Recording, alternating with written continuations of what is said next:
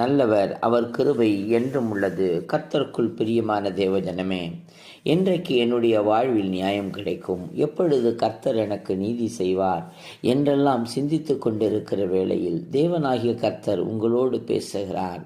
அவர் சீக்கிரத்தில் அவர்களுக்கு நியாயம் செய்வார். ஆம் பிரியமானவர்களே, எப்பொழுது நியாயம் செய்வார் என்று கேட்டால், இடைவிடாமல் ஜெபம் பண்ணும் போதும் இரவு பகல் பாராமல் அவரை நோக்கி கூப்பிடுகிறவர்களாகிய நமக்கு அவர் நீதி செய்ய போகிறார், நியாயம் செய்ய போகிறார். ஒப்பு கொடுக்கலாம், ஆண்டவரிடத்தில் அர்ப்பணிப்போமா? ஆமேன். அந்த பரலோகத்துக்கு நேராய் கரங்களை உயர்த்தி ஆண்டவரிடத்தில் அர்ப்பணிப்பீர்களா? உங்களுக்காக ஜெபிக்கட்டும்.